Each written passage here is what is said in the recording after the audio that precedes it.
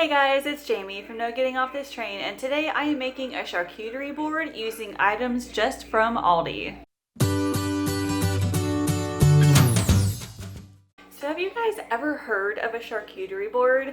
I had sort of in the past, but I've never really put any effort into looking it up or actually making one until just recently. But a charcuterie board is just like, it could be a big plate, it could be a huge wooden block, it could be a huge table, but all you do is put all these ingredients together and make them like look fancy really. You have like your meat and cheese platters, you can add the crackers to it. I've seen breakfast ones. I actually did a breakfast charcuterie board back during the holidays, and you can do any kind of theme you can think of too. I mean, these things are beautiful. Just go look at Pinterest and see for yourself. But a lot of people think that doing a charcuterie board has to be expensive, and I'm here to tell you that it does not have to be expensive and it does not have to be hard. In fact, I got all of these ingredients from Aldi, and to top it all off, I only spent $25 on all these ingredients. I didn't even have enough room on the tray for all the food, so you're gonna have some food left over from this as well. So $25 for a really huge tray is not bad at all. So let me take you step by step how I made everything. So there are many different ways that you can make a charcuterie board. I mean, you could add all sorts of olives and pickles and things like that, even fruit. But today I am just doing a simple cheese, meat, and cracker charcuterie board. And all of this stuff is from Aldi. Pretend that this right here is from Aldi as well. I had a whole bunch of cheese in the fridge, but you can get these types at Aldi too, so just pretend these were Aldi. So starting over in the bread section, I've got a 6 cracker assortment box. We've had these before and they are super good, so I'm gonna spread those all around the huge platter. And then I have a huge French baguette. I'm just going to slice up really thin and put them on there as well so you can make somewhat of a sandwich. As far as the cheese goes, I have 5 different kinds. The hard cheeses are a mild cheddar, a pepper jack, and then a white cheddar, so I'll be slicing those up super thin as well. And I have 2 soft cheeses. This is a honey goat cheese and then a cranberry cinnamon goat cheese. I'm going to put these in kind of like little ramekin right in the middle. And then I have 3 different meats. I have an uncured hard salami, I have some turkey pepperoni, and then I have a beef summer sausage that I will be chopping up here. So let's get started. I'm actually doing all of the slicing ahead of time because it is much easier that way. So I'm going to start just by slicing up all this cheese real quick.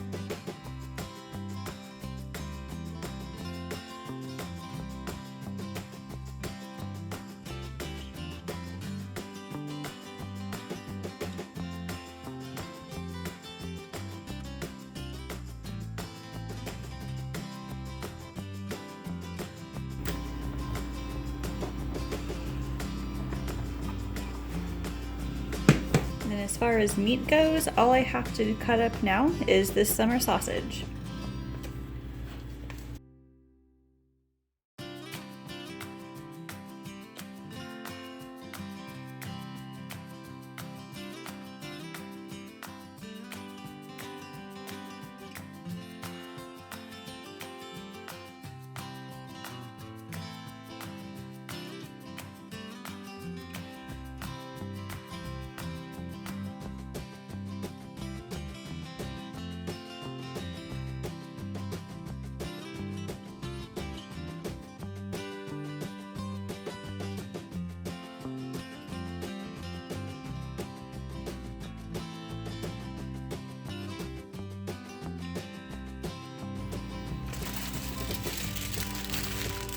Then the very last thing to cut up is this baguette.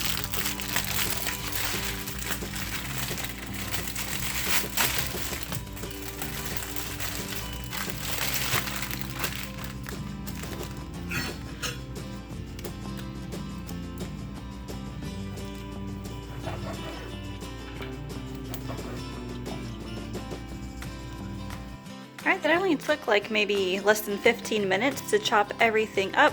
I'm not ready to assemble it yet, so I'm going to put it in the fridge, and you can do the same thing because that really saves time on the prep work. So let me show you how to put it together. So when it comes to actually preparing the board, if you have anything that is wet or needs to be in a different container, like the goat cheese for example, put the little glass ramekin bowls first on the tray. That way you can kind of build around it. So I only have 2 different kinds of the goat cheese, so I'm gonna put them kind of on opposite corners here, and then I'm just gonna start like building around these. So just like putting the cheese and then the meat and the crackers, you can really get creative with this and do it kind of in your own way. So I'm just going to show you a sample of how I would do it.